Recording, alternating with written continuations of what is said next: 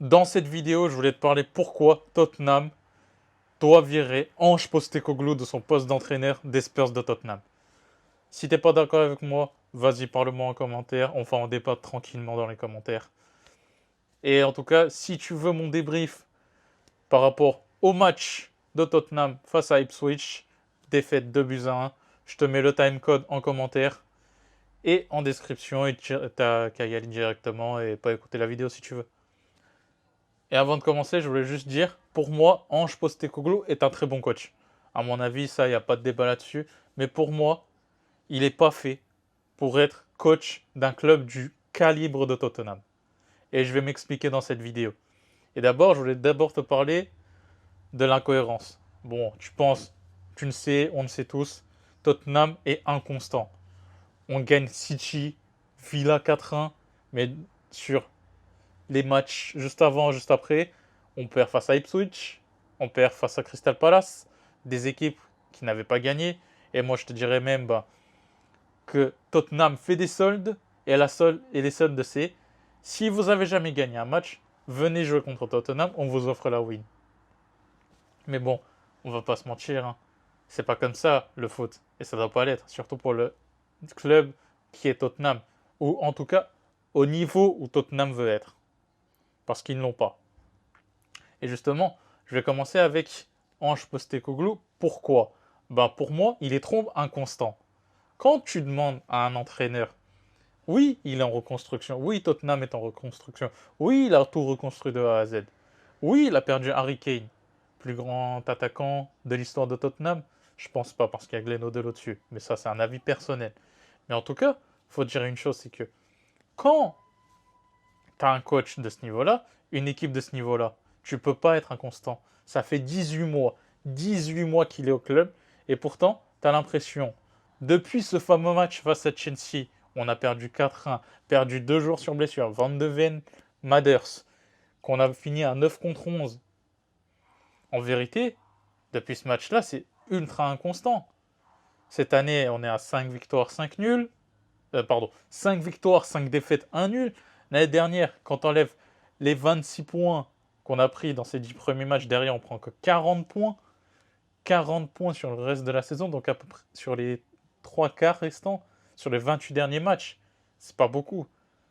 Et même cette année, c'est pareil. Quand tu vois qu'on peut perdre face à Ipswich hier, qu'on gagne face à Aston Villa il y a une semaine, c'est pas possible. C'est pas possible. Encore, personnellement, tu m'aurais dit, on perd face à Villa, on perd face à City, mais face à Crystal Palace, même face à Ipswich, que ce soit dans la douleur ou pas, qu'on gagne, qu'on monte, que face à des équipes qui doivent perdre, face à nous, on perd. Et bien justement, moi je ne le ressens pas depuis la saison dernière. Et au final, quand il y a 18 mois qui passent, c'est 18 mois, ça veut dire qu'à un moment donné, même si tu n'as pas voulu avoir les joueurs que tu voulais, que les joueurs sont pas au niveau, que les joueurs se blessent, à un moment, quand tu te dis j'ai mon plan, que nous on est à ce niveau-là, mais qu'au final il n'y a rien qui se passe, puisque d'une semaine à l'autre, tu ne sais pas ce que Tottenham va faire. Ce que le club va faire, à un moment, je suis désolé. Tu n'as pas step up, tu n'as pas réussi à atteindre ce nouveau palier. Puisque la vérité, si tu veux devenir fort, il faut être constant dans la durée. Et ça, avec Ange, je ne le trouve pas. À part sur les 10 premiers matchs de la saison dernière, il n'y a rien. Et justement pour ça, c'est très grave. Il y a un problème, il y a un gros problème. Et justement, c'est pour ça que, pour moi, déjà, il doit être viré. Être un coach d'un gros club te demande d'être à un certain niveau d'exigence chaque semaine. Et Tottenham, je suis désolé, mais ne l'a pas. Oui, les joueurs sont nuls.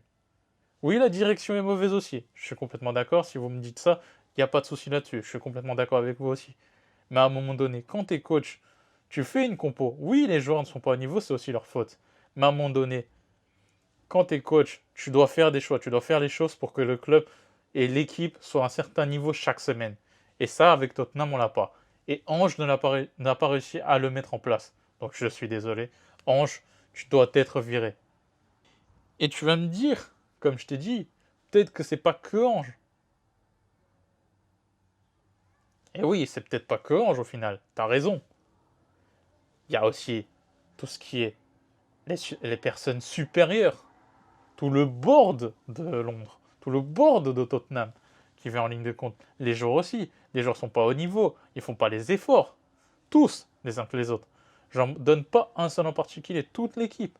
C'est vrai, mais au final, quand tu regardes les grandes équipes, que ce soit Liverpool avec Klopp, Man City Guardiola, même s'ils ont utilisé beaucoup d'argent, même quand tu vois juste des équipes, c'est compliqué à dire, mais Gérone, les saisons dernières, le Bayer Leverkusen, au final, même si le Bayer Leverkusen est dans le creux de la vague, et ça c'est normal vu la saison qu'ils viennent de faire, tu as toujours cette constance, cette capacité à être sur la même ligne de flottaison, ce qu'avec Ange on l'a jamais eu depuis la saison dernière.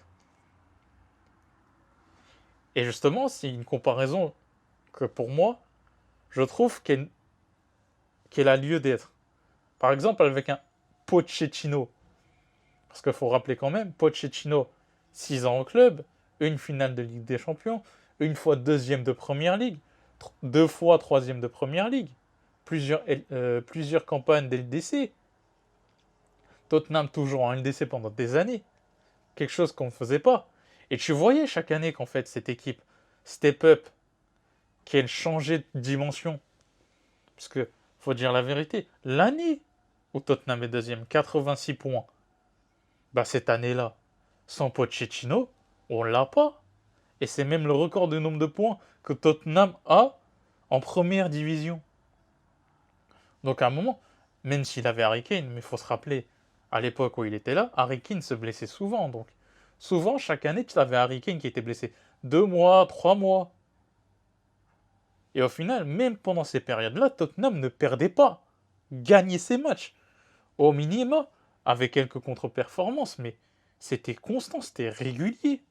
Et ça, avec Ange, on l'a pas. Que ce soit dans le jeu, dans les performances, au sein même d'un même match. La preuve face à Brighton. On fait une excellente première mi-temps. Peut-être même la première mi-temps de toute l'histoire de Ange depuis qu'il est là. Pourtant, en deuxième période, comment tu fais pour prendre 3 buts? Qu'est-ce que les gens ont fait? Qu'est-ce que tu as fait pour que ton équipe soit comme ça, à ne rien faire? Alors, est-ce que c'est vraiment juste un problème des joueurs ou de la direction? À un moment donné, le coach a aussi un rapport. Et ça fait quand même 18 mois. Et Pochettino, comme je te disais. Moi, personnellement, je veux que Pochettino revienne. Ça, c'est un avis personnel. Mais Pochettino, première saison, 5e. Deuxième saison, en Ligue des Champions, 3e. Et pourtant, faut dire la vérité, les débuts de Pochettino, c'est comme ce d'Ange. Mais au final, tu voyais une constance, tu voyais quelque chose qui se mettait en place. Là, tu as l'impression, ce que fait Tottenham, chaque semaine, c'est différent. Alors que de base, on sait qu'est-ce que tu veux mettre en place. Un système de jeu basé sur la possession rapide, sur du jeu de transition aussi. Pourtant, on ne le sent pas du tout. Parce que tu as l'impression qu'une semaine sur deux, l'équipe ne fait pas la même chose. Et justement, c'est une grande comparaison que j'ai avec Pochettino. Au final, Pochettino, il a prouvé, il a fait des choses avec cette équipe. Et je suis désolé, Ange, je le vois pas du tout. Et pourquoi je te prends l'exemple de Pochettino, c'est que, oui, on sait, Ange Postecoglou déteste, et je te dirais même, ne veut pas changer de système. Il a un plan A, et si son plan A ne marche pas, c'est le plan A. D'accord? Pas de souci là-dessus. On est bien d'accord? Tu veux faire comme ça? Pas de souci. Le problème, c'est si tu réussis à faire ton plan A, pas de souci, bravo. Mais à un moment, le plan B, t'en as besoin. En tout cas, si tu veux un excellent plan A, faut que tu fasses le maximum avec ça. Mais là, t'as même pas l'impression que le plan A, il marche. Donc à un moment donné, faut s'adapter. Oui, je ne dis pas qu'il ne s'adapte pas du tout lors des matchs ou selon les compos, selon les matchs. Mais t'as l'impression que à des moments, il s'entête avec des joueurs à pas faire les remplacements au bon moment, même face à Ipswich hier, au final. C'est que tu as l'impression, l'adaptabilité, c'est zéro. Je reste avec mon plan. Si mon plan ne marche pas, je vais pas me dire, on va peut-être essayer un peu d'adapter notre style de jeu à l'adversaire, ou essayer, je sais pas, de moins attaquer, essayer de plus contrer, de faire un bloc bas. En fait, non, il le fait que si l'équipe demande à le faire. Si l'équipe est mise sous pression, tu es obligé de défendre en bloc bas. C'est pas voulu par le coach. C'est dans ça qui, pour moi, me gêne le plus avec Ange. C'est ce problème d'adaptabilité. Et quand on parle d'adaptabilité, le plus important, c'est aussi s'adapter à son effectif. Et l'effectif de Tottenham. Bon, on le rappelle, Hugminson, Dominique Solanke en pointe. Ça serait logique, puisque Dominique Solanke est une pointe, un vrai point de fixation. Et Hugminson, depuis quelques années, est beaucoup plus devenu une espèce de 9,5. Un joueur qui tourne autour de son attaquant, qui a besoin d'espace, d'accélérer et d'aller chercher des occasions de but. C'est pas un ailier qui colle la ligne. Ça l'a jamais été. Que ce soit au Bayer Leverkusen ou dans ses premières années du côté de Tottenham. Ça a toujours été un mec qui a besoin d'espace, qui prend les espaces, qui prend de la vitesse, qui dribble sur ses 1 contre 1, qui va chercher une zone de frappe et frapper. Et avoir l'une des meilleures capacités de finition sur la planète football. Et ça, justement, tu le brides. Parce qu'il faut dire la vérité. Hugminson, la saison dernière, c'est pareil, mais il est nul. Pourquoi il est nul? Parce que son niveau, il a baissé, ou c'est parce qu'il est mal utilisé et que le coach n'appuie pas sur ses qualités. Parce que moi, je me rappelle, que ce soit sous Mourinho, sous Conte, même sous Pochettino, Hugminson, en soi, n'a jamais été un meneur de jeu, un mec qui te fait briller et qui est toujours ultra intéressant sur 90 minutes. C'est un mec qui va te faire des actions décisives, qui va te marquer les buts importants au bon moment, qui va te faire des différences. Mais t'as l'impression il est bridé. Il est nul et bridé. La preuve, hier, oui, il faisait quelques frappes, mais t'avais l'impression, il faisait ce que Ange ne lui demande pas. Littéralement de rentrer à l'intérieur. Ange demande à ses ailiers de coller la ligne. Hugminson, comment il frappe? Il rentre. Et automatiquement, il y a un petit problème derrière. Et aussi, quand je dis ça, c'est que, oui, Tottenham ne s'adapte pas, et Ange ne s'adapte pas. Parce que nos latéraux, que ce soit Pedro Porro, Jet Spence,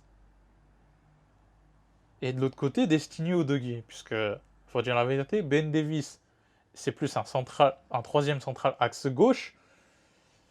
Archie Gray, c'est un milieu de terrain. Il te reste quoi, Destiny Udogie? Spence, Udogie et Porro, c'est des pistons. Ange ne voudra jamais passer dans un système à 3 ou à 5 défenseurs. Et ça, on le sait très bien. Mais à un moment donné, quand tu as deux de tes plus grosses forces, Pedro Porro, Destiny Udogie, à chaque fois quand on se prend des buts, même côté Destiny, qu'est-ce qui se passe? C'est toujours l'attaquant qui prend avantage sur Destiny Udogie, qui passe son défenseur et qui centre derrière lui. Pedro Porro, toujours au second poteau, ne jamais défendre l'attaquant. Qu'est-ce qui se passe? Tu mettrais un troisième défenseur. Si tu repasses en 3-2, donc 2 pistons, 3 défenseurs centraux, ça veut dire que si Destiny Udogie se fait passer, t'as l'axe gauche qui va redescendre et qui va monter sur l'attaquant. Donc ça veut dire que ça va l'enfermer. Petit exemple. Et de l'autre côté, Pedro Porro. Pedro Porro n'est jamais au bon endroit. Bah si t'as un troisième défenseur, je dis pas qu'il va être bon le troisième défenseur, nuance. Mais le troisième défenseur, il sera toujours à côté de Pedro Porro. Donc ça veut dire que tu n'auras jamais un 2 contre 1. Tu n'auras jamais le 2 contre 1 face au joueur. Et ça, dans un sens, la vérité, elle est là. Cucci Romero, Christian Romero. Oui, il joue à 4 avec l'équipe d'Argentine. Mais il vient d'où? Il a été acheté à la Juve, prêté directement du côté de l'Atalanta Bergame. L'Atalanta Bergame jouait à 3 défenseurs. Mickey Van de Ven, c'est un défenseur gauche, voire défenseur central axe gauche, voire latéral gauche. Et même Rado Dragoshin peut jouer dans une défense à 3. Ce qu'il a déjà fait. En plus, il vient du système de la Juve. À l'ancienne. Même le milieu de terrain. Tu peux mettre Bissouma, tu peux mettre Bentancur, tu peux mettre un Bissouma Bentancur pour renforcer le milieu de terrain. Tu pourrais même faire Papsar Bentancur, Bissouma Bentancur derrière. Bah ça te permet quoi? Ça te permet de renforcer ton milieu de terrain vu que tu as 6 défenses, vu que tu as tes 3 défenseurs centraux. Tu auras un numéro 6, ça veut dire, dans tous les cas, que ta défense est protégée. En tout cas, tu as plus de joueurs à ce poste-là. Et là, ça va te faire 3 et 3. Ou 3 et 2, selon. Que tu mettes un troisième milieu de terrain. Et là, au pire, tu peux garder Dominique Solanke, tu peux mettre Son, tu peux mettre Dejan Kulusevski, tu peux mettre Madison, tu peux mettre Brennan Johnson. Puisque tu peux jouer en 1-10, 2-9, 1-9, 2 ailiers, 1-10, 1 ailier, 1-9. Et en fait, peut-être qu'à un moment donné, c'est ça le problème. C'est que oui, Tottenham n'a pas acheté les bons joueurs, c'est un fait. Comme je l'ai déjà dit dans une vidéo TikTok, Tottenham n'a même pas voulu acheter Conor Gallagher et Eberechi Eze parce que le prix était trop cher. Conor Gallagher, ça a l'air trop élevé. Eberechi Eze, prix trop élevé. Mais à un moment donné, quand tu veux te décider, là oui, Tottenham et Daniel Levy, c'est des rats. Donc ça, c'est un fait. Je sais pas si tu l'as vu, mais Hugo Lloris a sorti une nouvelle autobiographie où il parlait de Tottenham. Et il résume parfaitement Tottenham. Tottenham, c'est Tottenham. Mais dans un sens, on dit oui, il a un plan A. Oui, c'est intéressant. Oui, on a du beau jeu. Mais moi, le problème, c'est pas si tu fais du beau jeu, pas du beau jeu, pas. C'est qu'au final, le plus intéressant, oui, il vaut mieux jouer avec un beau jeu. Les joueurs sont plus contents, tout le monde est heureux, mais au final, tu gagnes ou tu gagnes pas? L'important, c'est quoi? Tu préfères gagner des titres en défendant un 11, gagner une PL et disons une Europa League par exemple, ou jouer du beau jeu, avoir la possession, faire des dribbles, et terminer sixième, se faire dégager en quart de finale de Ligue Europa. Moi, je te laisse choisir. C'est comme tu veux. Dis-le moi en commentaire, même si tu veux. Mais en soi, c'est ça le problème. À un moment donné, je comprends qu'il veut garder son 4-2-3-1. Mais c'est pas parce que tu mets un 4-2-3-1 sur le terrain ou que tu mets un 3-5-2 que ton club, ton équipe, elle va pas jouer selon ce que tu veux. Parce que c'est très con à dire, mais au final, remettre un 3-5-2, c'est très con, mais tu mettrais les 3 défenseurs, les latéraux, tu peux les faire rentrer, les ailiers, tu peux les faire sortir. Au final, tu veux jouer comme ça, mais tu pourrais jouer comme ça, puisque tu aurais un renforcement du milieu de terrain et de la défense, juste en décalant un joueur.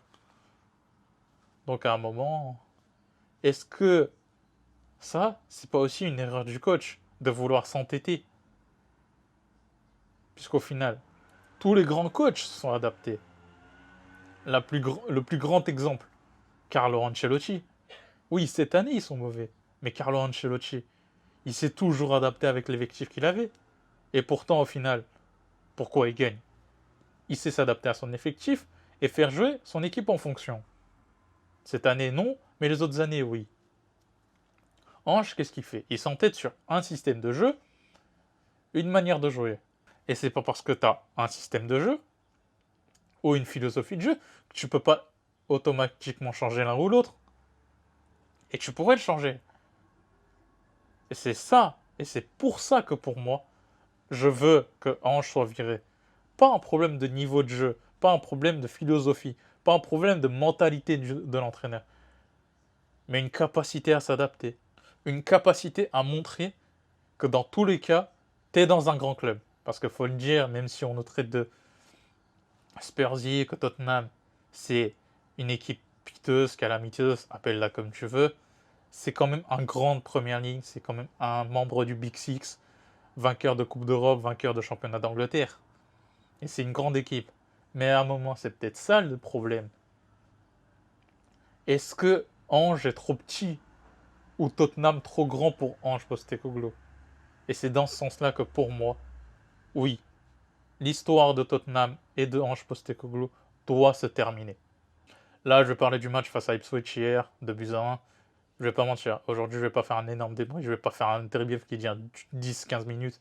Ça va prendre quelques minutes, 2-3 minutes grand maximum, je pense. Déjà, de une, bravo à Ipswich. ils ont mérité leur victoire. Ils ont joué bloc bas, ils ont joué leur contre, ils ont joué tout à 100%, et bravo. Parce qu'il faut dire, hier, Tottenham ne mérite pas la victoire. Quoi qu'on dise, quoi qu'on veuille, Ipswich a été meilleur que nous. Qu'on parle de tout le monde. Timo Werner, que je comprends, certains disent il est nul, mais hier, c'était le plus intéressant des joueurs quand il est rentré, c'était le plus intéressant. Hein.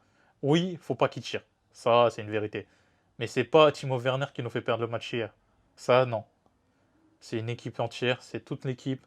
C'est les défenseurs, ils ont été nuls. Les milieux de terrain n'ont rien apporté. L'attaque n'a servi à rien.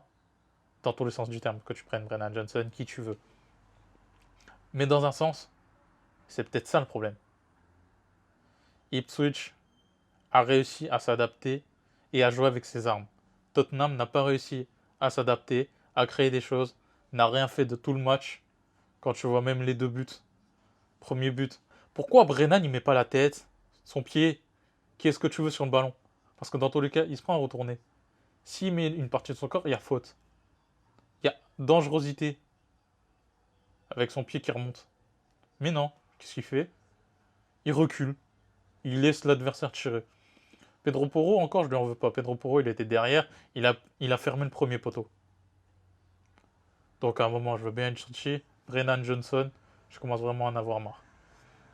Deuxième but, c'est très simple. Contre éclair. Personne défend. Ça fait des erreurs en veux-tu, en voilà. Ça laisse passer le défenseur. Ça fait même pas de faute au milieu de terrain. Ça laisse passer, ça laisse centrer. Et au centre comme ça. Il n'y a rien, il n'y a personne. Heureusement, on met un but sur corner, mais très sincèrement, est-ce qu'il sert vraiment à grand chose? Pas vraiment. Donc au final, il n'y a rien à dire de plus. Victoire méritée pour Ipswich. Prestation honteuse. Aux joueurs honteux. Coach honteux. Les changements, ils sont beaucoup trop tard. T'as l'impression qu'il ne fait même pas de changement mental à la mi-temps. Il n'y a rien. Il n'y a rien eu. Pas d'envie. Pas de course. Pas d'effort. Ça joue à la baballe. Beaucoup d'erreurs. Donc bon, voilà. Tottenham reste Tottenham. Et victoire méritée d'Ipswich. Mais bon. Si cette vidéo t'a plu, n'hésite pas à me mettre un like, à t'abonner, à me donner ton avis en commentaire. Mais nous, on se dit dans une prochaine.